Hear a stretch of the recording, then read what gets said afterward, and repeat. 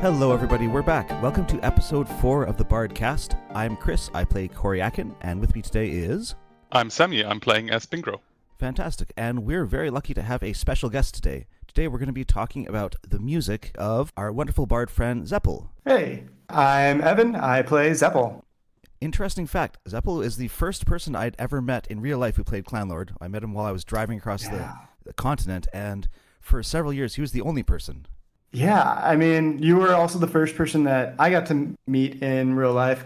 I was always sad that I was too young for the big California meetups back in the very beginning days of Clanlord. So happy to finally, meet another clanner. Me too, and hopefully we get a chance to do it again sometime. Although, again, you're on the other side of the continent. Yeah, well, I'll get around. Get there eventually. So how did you get into music anyway? Did you play an instrument when you were young?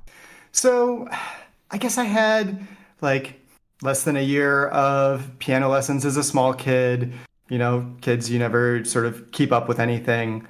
I really got into music more in middle and high school in choir, actually, and started the music in Clanlord around the same time because I was, 14 or so when I started Clanlord and music was being played, and I was like, oh man, this is really awesome. I would really like to do some of this. And, one of the things that I always talked about was that how Corey does things because he knows all of the musical theory, and I just sort of pluck things out. So yeah, I started playing in Clanlord as a quester when I was 15, and then, later that year at the same concert as Corey, who ended up being my main rival for a long time, got barded, and we kept up that rivalry for quite a while. I had a chip on my shoulder for a long time, being one who wasn't, formally trained, looking at all of these people who were music teachers and people who actually played instruments for real, and always felt like I had something to prove. Mm-hmm. Yeah, but to be honest, that makes things more impressive even than they are now, because knowing that you haven't had any educational background for music makes your music way more interesting to look at, because you might do things unconventionally, and Coriakin and myself, who had some kind of a musical training, might view things differently. So that might be very interesting to look at today. And it's always interesting for me to see what you guys see, where you're like, oh yeah, you used this technique and this technique and this technique, and I'm just like, man, it just sounded good. So. What's funny about that is that, honestly, that's where all the music theory came from. Music theory has always followed practice. It's just people trying to describe what's already happened. And, yeah, you talk about how you had a chip on your shoulder. I had a chip on my shoulder, too. Because I was like, oh, my gosh, I need to learn all this stuff. And he's just coming up with all this cool stuff just off the top of his head. Well, the rivalry was, symmetrical there. Mm-hmm. And very productive for both of us, luckily. Yeah, for sure. I actually had completely forgotten that we got barded at the same concert back in 2000. Wow. Yeah, I was looking up all of the bard stats that we still have records of from back in the old days, and it's like, wow. Because I didn't remember when exactly I got barded. I had to look up mine, and then, of course, had to look up yours as well. Mm-hmm. And then I was like, oh yeah, wow. Yeah, I think I was 18 at the time, so I had a couple years on you. Mm-hmm. There we go. So you were able to keep up with the old man, I suppose. Cool. Yeah, now 24 years ago. Mm-hmm. So why don't we get into your tunes then? Because I think as we talk about those, we'll find some more things to talk about your own practice and music philosophy and stuff. But I would love to hear about. I kept sort of pushing you gently to consider taking composition lessons, and I was delighted when you finally did. And I was delighted when you came up with Dreamdrinker. I'd love to hear about that one. Yeah, so Dreamdrinker's one of my newest songs, being only 2 years old, and came about sort of the same place as a lot of the songs that you've already covered from both of you, Corey and Bingro, the Shadow Plane. I don't remember if it was specifically a concert. I think it might have been specifically a concert on the Shadow Plane. Yeah, that I knew I had to write for. And so I was thinking like, oh, okay, what am I going to do? What I'm going to write about? And not really too much previous to that concert. We had a trip deep into the shadow plane where we ran into this creature, this giant, huge, beautiful purple butterfly, and it was called a Dreamdrinker. And I didn't really know a whole ton of the story, so I made things up in my head, of course, and was like, this would make a great song. Because another thing about the shadow plane is when you go to the shadow plane, one of the things that you're trying to do is you're trying to rescue one of these lost dreamers, and the lost dreamer is the one that sort of guides you back to reality. And so I was thinking like, well, okay, this is the lost dreamer, but how did they get here in the first place?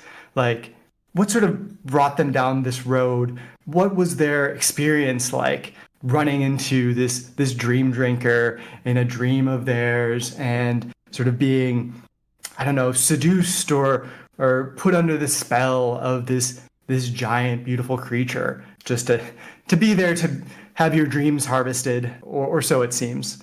Mm-hmm. And so yeah, it made a huge impact on me, and was like, got to do a song about it. Yeah. So at the time, I was living in Los Angeles, and a lot of times when I would start thinking about a song or get stuck on something, I would go for a walk. And I would always walk along the metro line, which, besides having these large trains go by, was one of the quieter places in LA. And it was there that I sort of like came up with the very first sort of the melody for it, and as well the rhythm and some of the starting lyrics as well. And when I did, I was like, oh man, this is great. I am going to forget this if I go back home and try to write this down. So I actually recorded it. And so I have a small snip of what I used as the seed for this song. Sorry, before we play that, can I just jump in for a sec? So you're saying that sure. It sort of popped into your head almost fully formed, like you got the lyrics, the rhythm, and sort of melody right at the same time? Yeah, everything, like, oddly enough, this was one of the easiest songs I've written, because everything was driving to the same point. I knew that I had the shadow plane. Okay, what did the shadow plane feel to me? It felt weird, it felt mad. And so what does that mean in terms of rhythm? What does this mean in terms of the story that's happening for this person who's been sort of trapped on the shadow plane? And when the melody came to me, it sort of just tied everything together into this nice little bow that I had to rush home and just, pound out into the computer to not lose. There have been a few times in my life when that's happened to me, where something is just like is right there and it just flows, and it's rare and it's magical. That's awesome.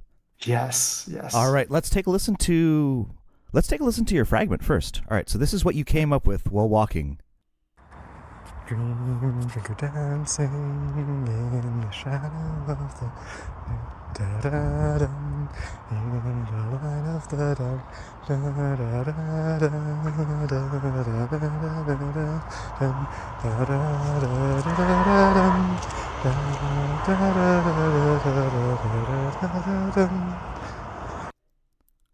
Oh, interesting. Yeah, so I didn't play the whole thing. It's a little bit longer than that, and you can hear the train go by in the background. But no, like even from that, I can tell you've got the fragment, like the seed of the A section, but you've also got the seed of the B section there as well. Yeah, and that's often one of the hardest things for me to do is like, okay, where does this go? Like, I can come up with one part, but then like, well, what's the next part? And starting out with both chunks really helped. Yeah, it's transitions and finding contrasting sections is really, really tough. Bingro, would you like to say anything before we go on to listen to it? Just one small thing. I feel like it's worth more than most of the things we usually have to be able to listen to the real start of this process of writing a song. I think that's very, very seldom that you can actually hear the what you call seed of the song. I think that's something we don't have very often. I don't have any recordings of my songs or my previous ideas. Only a few code snippets here and there, and it's a great thing to be able to listen to that. So thank you, Xepel. Yeah. I think it was very lucky of me to sort of, be able to record that, because also when I'm looking back on songs, I'm like, where did this come from? But here I actually have the proof where it came from. Interesting aside, someone who used the same technique was actually Michael Jackson. This was back before phones, obviously. So what he would do is he'd literally go to a payphone, call his house, and sing into his answering machine. All right. Anyway, things you had to do back in the day. Yeah. You do what you gotta. All right. Now that we've heard where it came from, let's listen to the full thing. I love this one so much. All right. Here we go.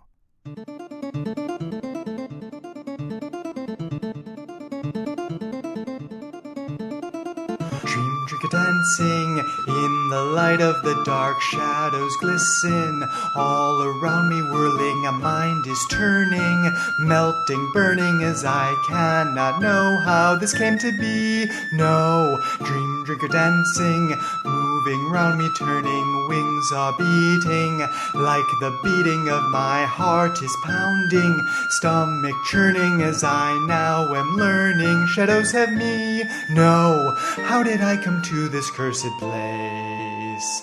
How did this place ever come to be? Hope is fading in the dimming light. Dreamdrinker, save me!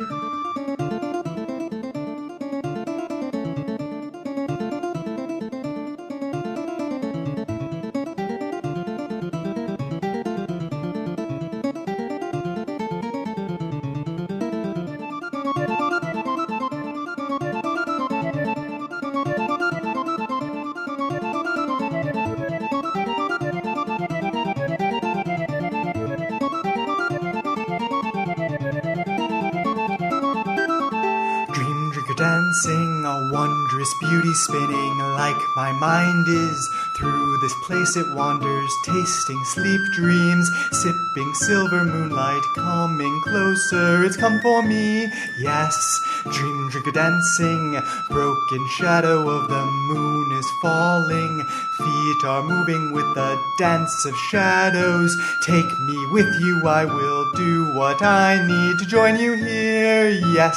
Luck it was to find this shadowland. Luck I had when it laid eyes on me. Hope is found in every silver strand. Dreamdrinker, take me.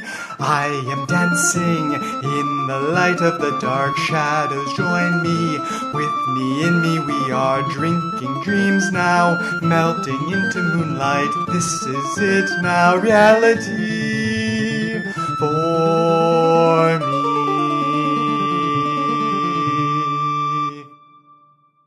That's awesome. So cool. And it's so cool to hear it with lyrics as well. Yeah. Yeah, I felt like, this is a song with lyrics, and the lyrics really are integral to the meaning of the song. I decided at the last minute, oh man, I've got to actually get the words in here. Might as well sing them. Haven't sung in a long time, but I hope it came through at least. Well, yeah, I can see the choir background. That was actually really very well done. Way better than when I try to sing my own songs. I have a couple of things I want to say about it, but did you have anything you wanted to say about it before we start blabbing? I'm happy to sort of talk more about sort of all of the different ways that I'm trying to sort of convey the descent into madness of this person who is trapped on the shadow plane, both in terms of what the lyrics say as well as how the lyrics are arranged. A lot of the lines sort of overlap between two musical phrases, and so they're sort of disjoint with the music, as well as the rhythm, sort of spending a lot of time on the offbeat, where you're sort of just off balance a little bit, as well as the chord progression, just lots of half and whole steps to sort of indicate just sort of like you're sort of wavering here in this other realm. Mm-hmm. Yeah. Yeah, sorry, just for those who don't have as much music background as us, what Xepel is talking about is how typically there's like a chord progression structure that's very, very common. Like 5-1, dominant to tonic is sort of what feels normal. And what he's doing here is using chord progressions that are, I guess you'd call them atypical. They don't sort of flow the way you'd expect, which, like you said, adds to this feeling of being off balance, not knowing where things are going to go. And again, super, super effective. Thanks. I really dig the small details throughout the song, especially in the lyrics. Having a no turn into yes, having a save me into a take me, which is complete madness. Imagining the dream drinker as a huge, monstrous butterfly that probably won't do anything nice to you. And just those small changes really add to the storytelling within the song, and I really like the way you do that in a subtle way. And the music is awesome. That I think we will talk about that later on, but I really like to emphasize the importance of the lyrics here and the great things you did there. Yeah, there's a lot of sort of parallel structure here between the first and second half. Yeah, in the first half, it's like, oh man, I'm resisting. No, like, save me from this thing. And we've got in the B section this descent, this, how did I come to this cursed place?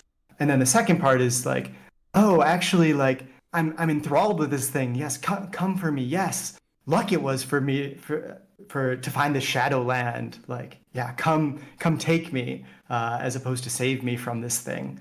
So I tried to use that parallel structure to paint this picture of what's happening to this person trapped in the shadow plane. Mm-hmm.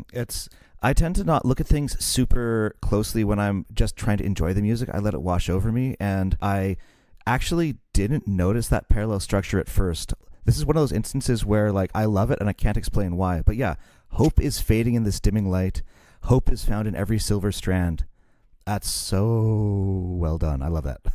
Thanks. The other thing that really jumped out at me as being super cool is the way that you break up the sentences. Things like, mine's turning, melting, burning as I cannot know how this came to be. I is the end of the first phrase. Cannot is the start of a second phrase. And it's, again, throwing you off balance, this feeling of constantly being tumbled where you don't know which way is up or down, just like the shadow plane. Yeah, basically the lyrics are offset from the music. And that was definitely very, very intentional, having the lyrics sort of bleed in between musical lines, both in some ways making sense on their own and in other ways making sense as part of a bigger structure. Wings are beating, like the beating of the next line is heart is pounding, stomach churning. So you can look at heart is pounding, stomach churning as its own phrase, but it also makes sense as a continuation of the previous, like the beating of my heart is pounding. And so as well, we've got this overlap of meaning and this connection here where it makes sense in multiple ways, which, again, with the shadow plane, things make sense and don't make sense in all sorts of weird ways. So I'm glad that came out. Mm-hmm. And from what you said, that was always the intention. Like, that was there even in your very first little sketch there. Yeah, exactly. Obviously didn't have all the words down in the very first sketch, but there were some of them there. And really the main repeated theme, which is repeated twice in the first half and twice in the second half, is Dreamdrinker Dancing. Like, we've got this giant butterfly just sort of like twirling around, and in my mind you can look at that as just sort of like dancing through this plane. And in the beginning it's dancing in a way that is kind of menacing, and later on it's just like, oh wow, this is like an amazing thing to behold. Mm-hmm. And what's again really cool is at the very end you have that dancing, like the interlude, underneath the melody, and it fits perfectly for maximum chaos and maximum madness. Yeah. So I wrote the melody first, and then from that came the guitar part, the backing up harmony to everything. And that is, a lot of arpeggios of the chords that I'm going through. While the lyrics are going on, the guitar sort of takes the back seat, just playing block chords after block chords. Well, let's take a listen to that then. So this is the fast guitar part you were just talking about, with a little bit of the intro.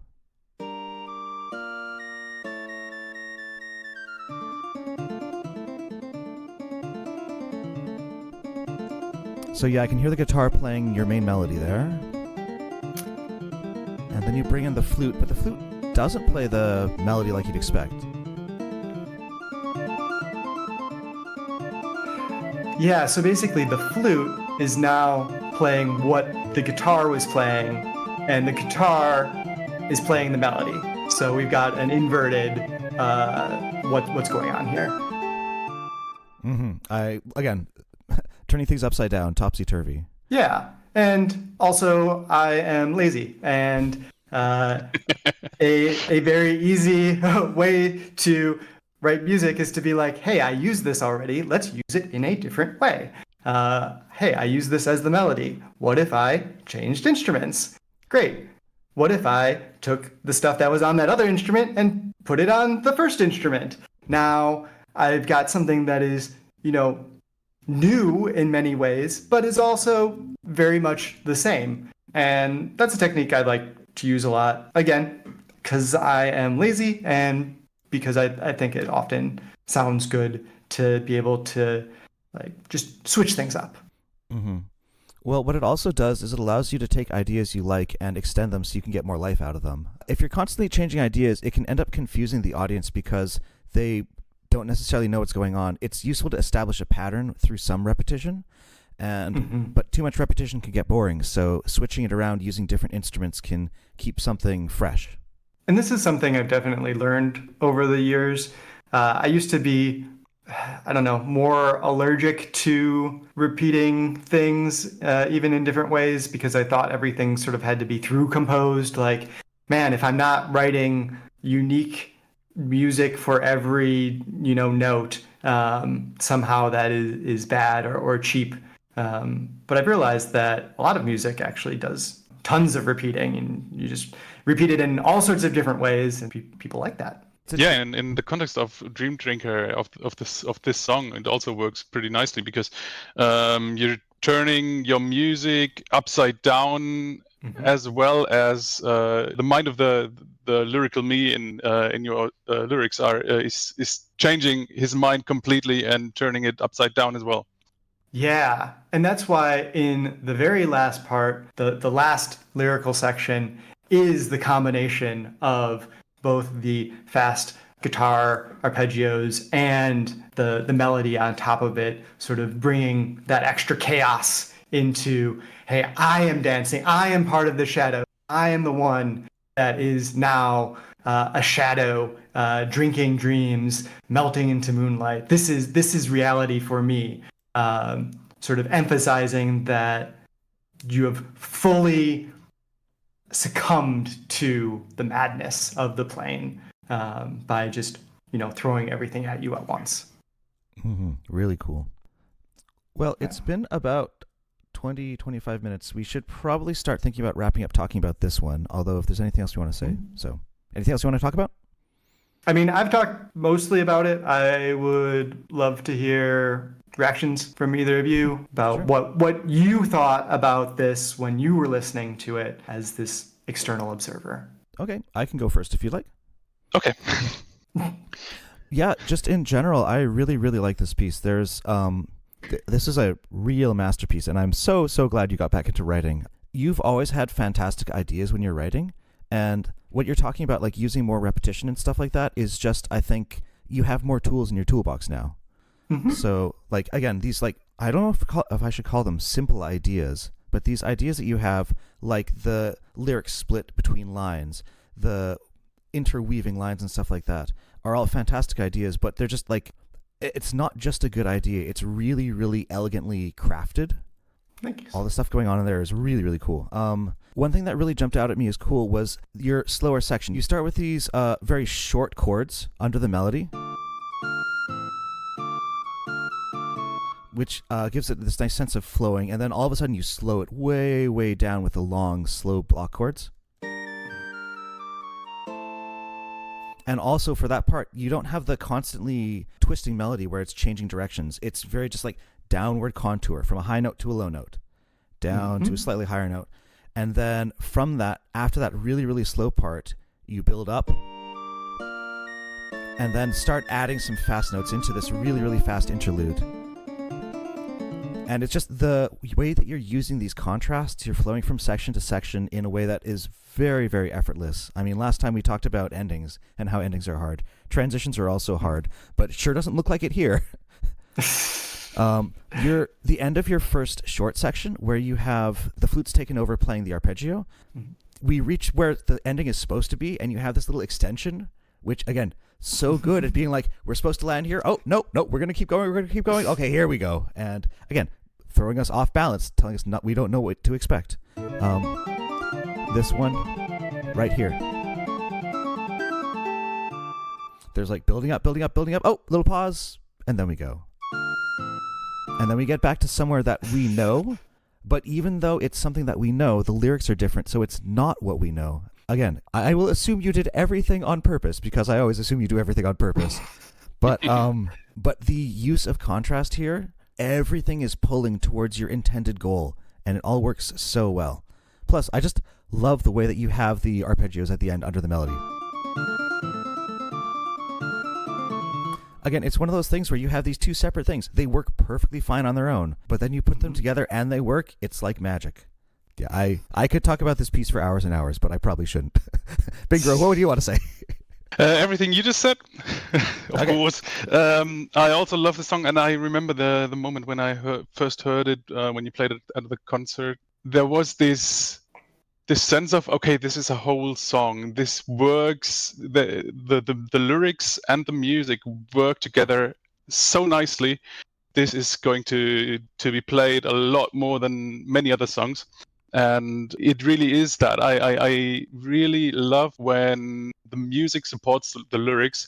And in this case, it's even a step further. Both parts, the lyrics and the music, support each other on a level basis. At least that's what I feel and felt when I heard it for the first time. Yeah, thank you, and I appreciate it. Yeah, I think this is definitely one of my more intentional pieces. I know sometimes I feel like a lot of pieces you do sort of stumble into, you do something and then it's like, oh yeah, that was cool. But in this one, it was I had this overriding goal of like this is taking the shadow plane and making it music, like making the feeling that it gave me into music. So everything that I did like had this overriding goal. Even with the end of the interlude, where it's sort of, you think it has an appropriate ending point, but then I extend it out because it's just like, oh nope, now you're sort of on edge. Like, oh, what's happening here? Like all of that was because it gave me the feeling that I felt on the shadow plane. Mm-hmm. It's interesting how I had something similar happen when I was working on We'll Find a Way Back Home, where I had a very specific goal in mind, and I wonder if it is the case that we have some of our best works when we have something like that. We have something that's really driving us towards a very specific goal that gives us a target to hit. Yeah, especially with something like this where I'm not just targeting a dry goal like I don't know, write a song about a chipmunk or something. The goal is a feeling. Like I'm trying to express these feelings that I'm having, and it's much easier to tell when the music works when you're trying to compare it to a feeling as opposed to just any specific goal. You can play it and be like, oh, is it giving me the feeling I want? I feel like that's easier to judge than like, oh, is this, accomplishing the goal that I set out to do if it wasn't really emotional goal. Yeah, it makes sense to me, yeah. Sorry, I'm just stopping to think about what you said. Same. Because, sometimes I do get, like, people have asked me to write songs, and sometimes I get song requests where it's just like, okay, like, write this song about this person or about this thing that I don't know a ton about, And it becomes a lot harder for me because I don't know how to say, like, does this song accomplish this goal? Because I'm going to make arguments to myself one way or another. But when the goal is an emotional goal, I don't need to make arguments. I just need to feel it. Like, is it giving me the feeling I want? Yes or no? I see what you're saying. Actually, that makes a lot of sense. That got me thinking about when I wrote Chasing Lorikeet, because I'd wanted to write a piece for Lorikeet forever because she's awesome. But yeah. I like you said, I can't just write a random tune and slap Lorikeet's name on it. It has to be something with some sort of emotional goal. And so again, the feeling of like both chasing her as in like, oh, she's running away, chaining everyone again, and I have to try and follow her. Or maybe I'm the one being chained. Or maybe it's, trying to, follow her in terms of her skill as a healer. When I came across that emotion as something I wanted to convey, all of a sudden it got so much easier. Interesting. Yeah, that makes sense. All right, Bingro, why don't you take the last word on this piece before we go on?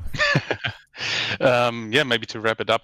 I think you touched the key thing to this kind of music, which is emotions. That is something that drives me all the way. Every time I write music, I want to create a certain emotion. Last time I tried it was with the Red Quill song, where you have this sense of loneliness, and this is completely different. It's a completely different emotion, but it works as well.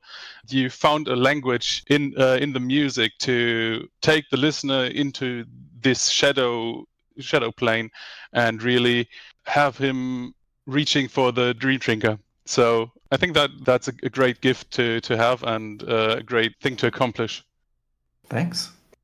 Well, speaking about emotions, can we go on and talk about a piece that I want to talk about?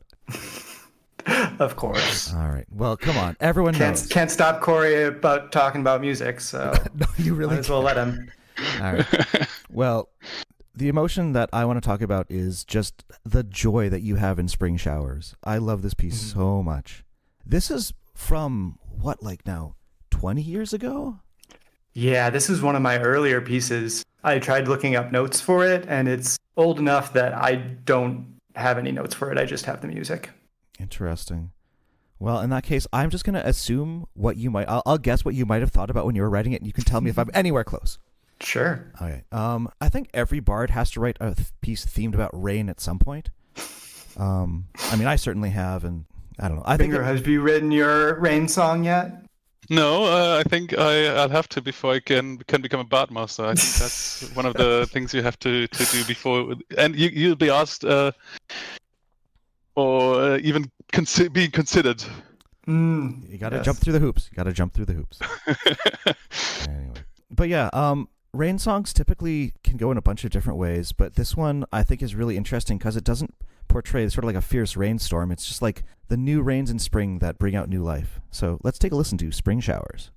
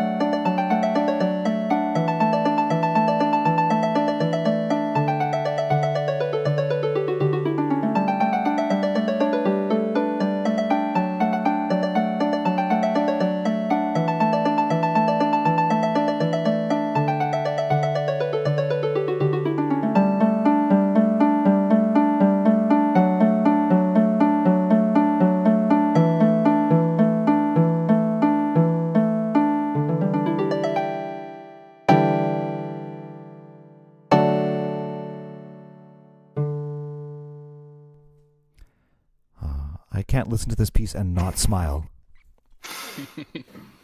Do you remember anything about what you were thinking about when you wrote it, or what drove you to write it? Yeah, so thinking back about it and sort of revisiting the piece and looking at it, I'm a big fan of patterns. And so part of this is, once I've identified the sort of rain theme, I sort of knew how it was supposed to feel. So again, talking about feelings. But really, it's the chord pattern where it's just 3 notes, 2 of which don't change, and the other one just goes down, just walks down. Sometimes I find these patterns that I'm like, oh man, this is like an interesting pattern and sounds kind of cool. I want to do something with it. And I'm pretty sure that's where this whole thing started, was this chord pattern that I just wanted to use as many times and as many ways as I could. And you found a whole bunch of different ones. Yeah. Yeah, and it goes through it in a bunch of different ways. And as well, the pitter-patter of rain with the repeated notes, where I really wanted to sort of express what my feelings are about rain, where you are sort of enjoying that pitter-patter, pitter-patter, pitter-patter, pitter-patter as the rain comes down and sort of falls in calm sheets across the ground. And I wanted to give those same feelings here. Mm-hmm. I don't know, Bingro, do you have any thoughts before I talk for hours and hours? I'll keep it short. It's a lovely tune. I like it very much, but not as much as Cory does, but I don't think that's possible. Did you have the rain topic as a starting point, or was it something you started to realize along the way while writing? Yeah, I think it was a starting point because, again, it's one of those things where I'm like, man, if I repeat notes, that gives an interesting texture. Then it's like, oh, what is that texture like? Oh, that texture is sort of rain. What if I sort of continued with that as a theme? So I do think that was sort of one of the beginning seeds of this song. Okay, Cory, your turn. Oh, joy. Okay. Let me explain to you why I love this piece so much. What I loved about Dreamdrinker Dancing is not only the fact that it transported me to another world, but that everything worked together for the same goal. And what I love about this piece, Spring Showers, is that, again, it feels to me like everything is working together for the same goal and all just working together in perfect harmony, if you'll pardon the pun. So just from the very beginning, that explains the whole piece right there, right? Yep, that's it. That is the piece right there. Mm-hmm. So when that piece right there, those 4 notes, G, F sharp, E, D, is my piano plugged in? It is. That is also the same notes from the bottom of the repeated theme that Xepel was talking about. Mm-hmm.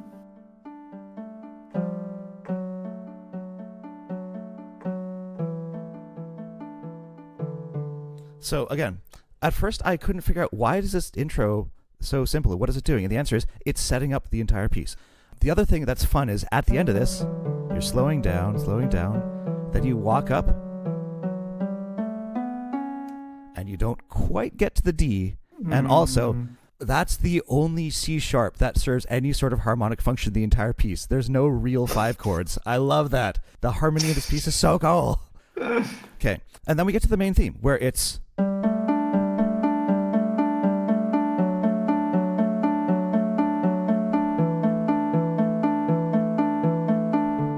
So what that is I guess it's not really a theme, it's an ostinato is the technical term for a repeated thing. So it's this G sus chord, and then we have a D chord, and then we have an A suspended chord, as opposed to, if you had that, it would actually take away from the piece because you don't have the repeated note. And then finally we get back to the D. So this harmony where you're avoiding the 5 chord, again, I said this for the last piece as well. I love this non-standard harmonic progressions. And then you add in a melody on top. So again, you're adding a repetition, but by adding in something new, it's a combination of something old and something new. So it keeps going. And then you have this lovely little transition here. So I'm going. That little tiny transition actually has so much in it anyway. Can we just dive in there for one little second? For sure.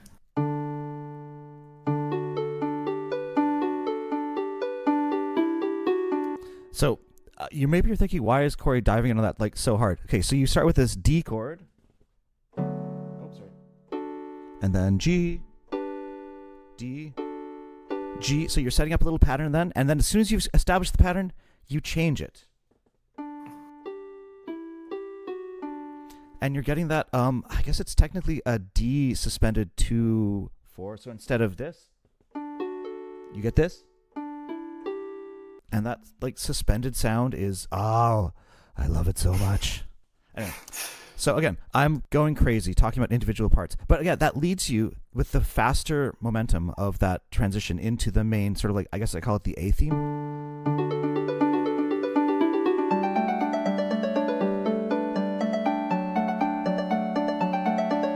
And like you're saying, the repeated notes really give this sense of raindrops falling.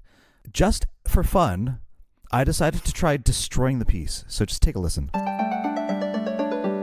So what happens if you have this lovely section and you take out the repeated notes? You get this. Ugh. So it sounds so unsatisfying, but there's still something good there. So the melody, if I can go down the melody just for a second. Yeah.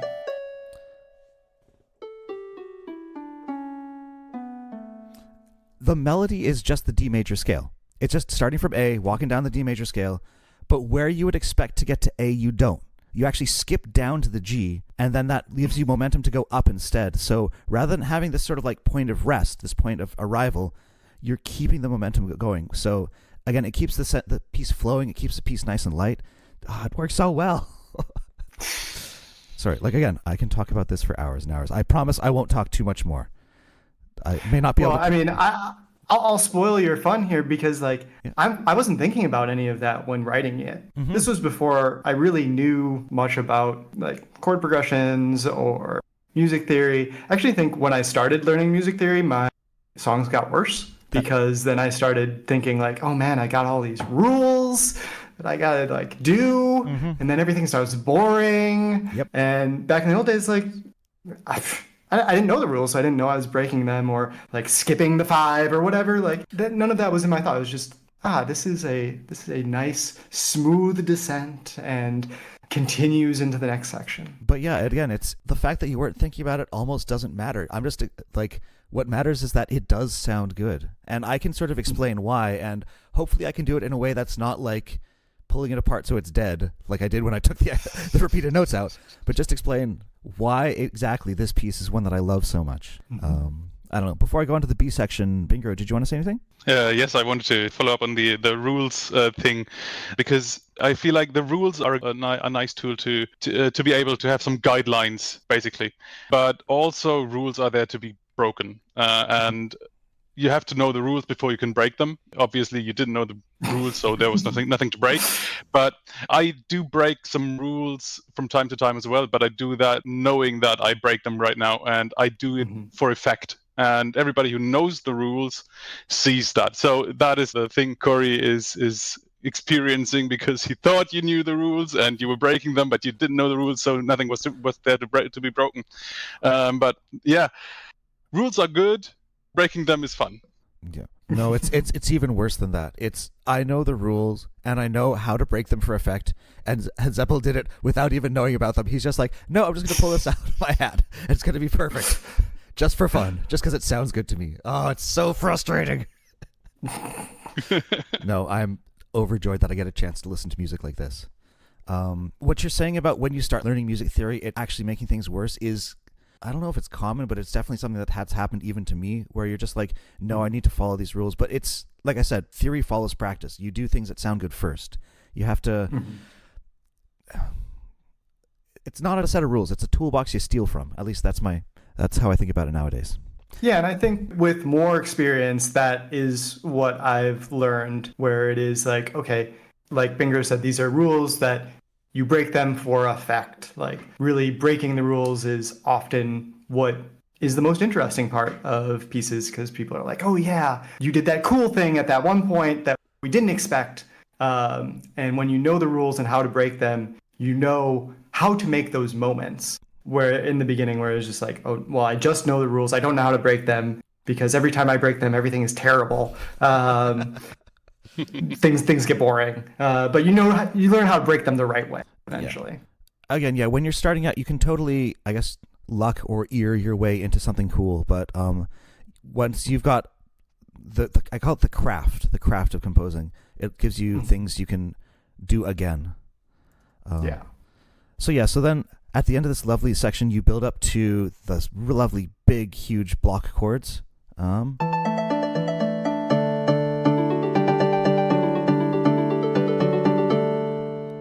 If I have one tiny little quibble, I'd say you could actually even pause a little bit longer before you bring in this next section.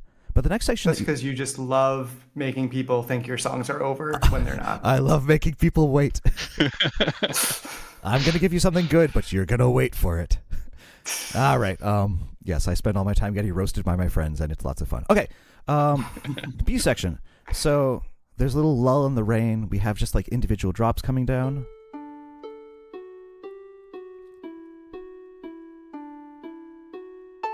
But what actually jumped out at me here is this first note. Throughout the whole piece, you're really emphasizing the high A. And just A in general. And since the key of the piece is D, that's the dominant, which means that it gives it this drive forward. If you were constantly repeating the home note, it would give it the sense of being grounded, of being sort of stationary. But again, the fact that you're starting with these, like, especially like the big open fifth interval, this... After the like stepwise motion of the beginning, it gives it this big sense of like being really open, being really spacious, which adds to the sense of, it's not only slower, it's just calmer in general. Mm-hmm.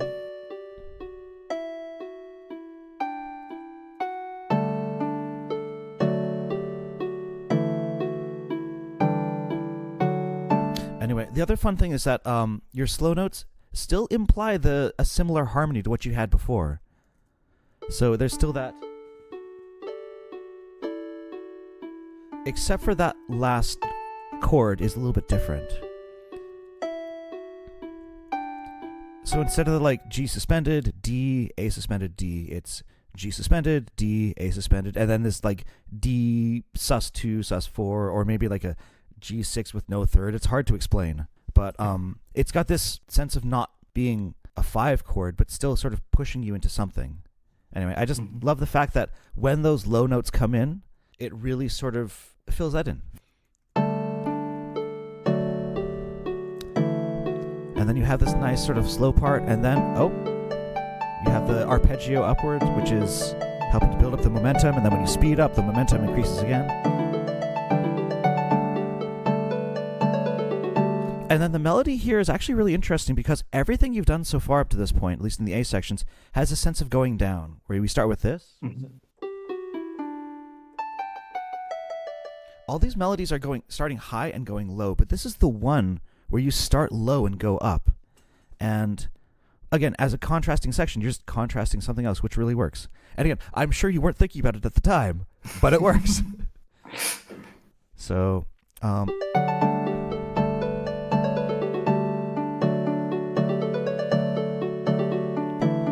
I didn't even talk about the fact that this whole piece is in triple meter, like 3/4 time, which gives it the sense of being sort of dance-like. And this, again, another section where that really, really comes out as being quite obvious. Just sort of like dance-like feel.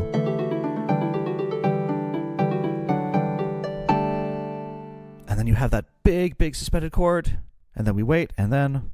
and then this lovely A theme comes back. Oh, man, I love it so much. And then the very end, I talked about the ending last time when we talked about endings, but the way that you bring back the intro, I think is really effective here. Although you add in, at the top, there's that tiny little melody line. And we don't get the last note. You make us wait. You talk about me making us wait. You make us wait. And then, nope. Suspended chord, suspended chord. And there's one chord, and then finally at the very end we get that D from the line. That's how you know it's over. That's how you know you've made it home. I know. Everything I do on purpose, you just do by accident, or did back in the day. Anyway, I should probably not talk about this song too much longer. Again, I love it, but hopefully you sort of understand, like, when I listen to it, what I'm listening to, all the little things that make me love it. Yeah, and I really enjoy being able to see it from your perspective, because it is that exterior perspective with a completely different, music theory lens that at the time I did not have at all. And I'm also not one to revisit my songs a lot, so I don't go back and analyze my old stuff. So just being able to hear that and see that is really cool. Awesome, thank you. And have others do the work of analyzing. Yes, exactly. And they have fun doing it. That's the best part. Yes. Oh my gosh. Yep, I have too much fun doing these things. What can I say? Don't apologize. I won't. There was one more thing I was going to say, but I've totally forgotten it. Oh, yeah, that's what it was. Yeah, again, I love sort of analyzing these, digging deep, figuring out what's going on, but I'm kind of lucky in that I'm able to turn that part of my brain off, and I can just listen to it, enjoy it as sounds, enjoy it as music without having to delve into the details, unless I want to. It's nice to be able to just sort of, be present in the moment and just be like, man, let's soak in this music without having your analytical brain turn on. It really is, and some people actually can't do that. Like, I know some theater people who, they can't go and watch theater anymore because, I don't know, they work in lighter sound, and all they do is they spend their time thinking about, like, oh, that lighting thing should have been different, or that lighting cue, interesting. So just being able to turn off that analytical part of your brain, I think, is really good, even as a composer, and sometimes. Anyway, it's been really fun to dive into these pieces, an old one and a new one, so I hope you get a chance to see how far you've come as a composer, Xepel.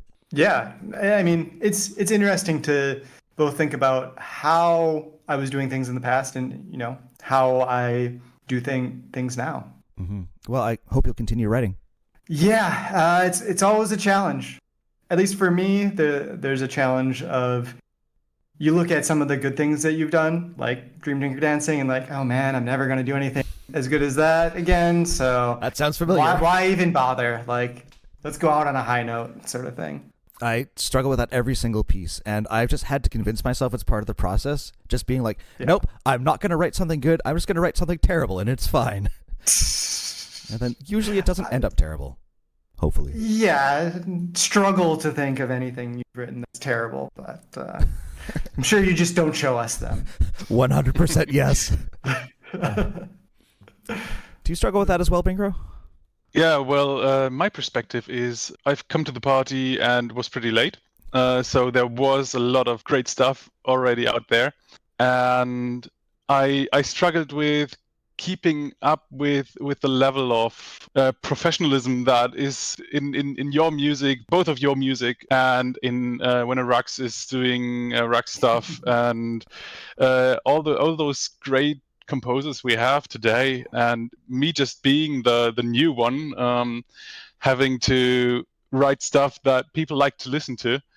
That was a journey, and I think I got somewhere. I think I'm not where I would like to be, because obviously that's the end goal is always hang on higher. And hang on, stop. You forgot my favorite word.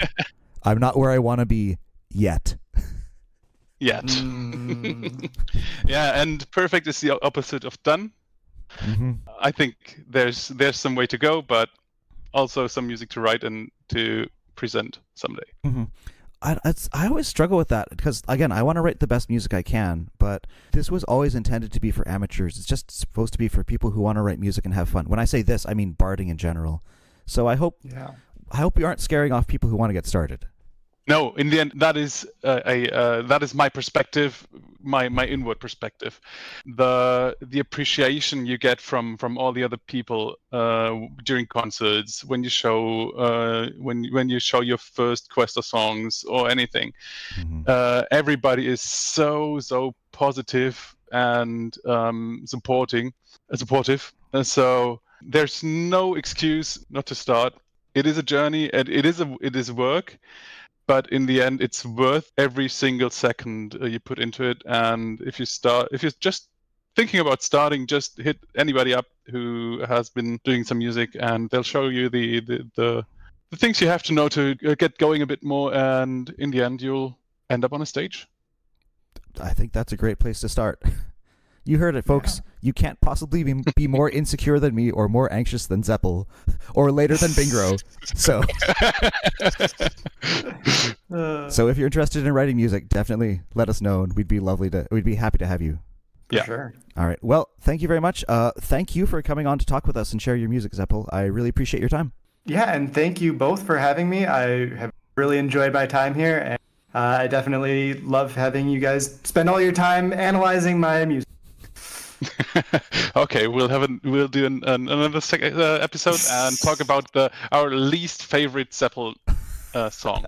Oh man, can I also bring a bunch of those? Oh yes. We can't talk about all of them. Oof. Well, on that note, thanks for listening. I've been Chris Coriakin, and with us today has been Evan playing Xepel. And Bingro playing... Oh, come on. And Sammy playing Bingro. Awesome. Thank you very much. Have a lovely day. Thanks, guys. Bye for now.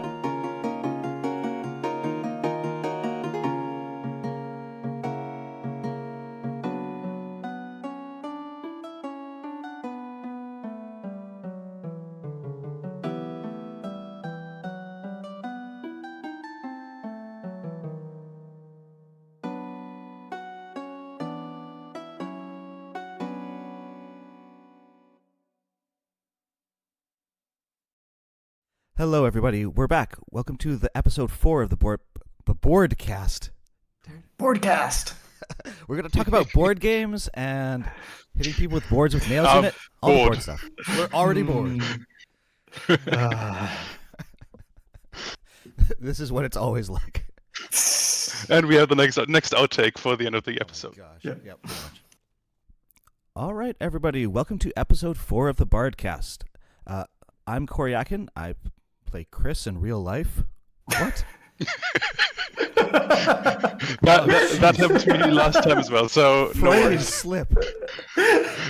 I'm actually a Thum just in a person suit. Nobody's figured anything out yet.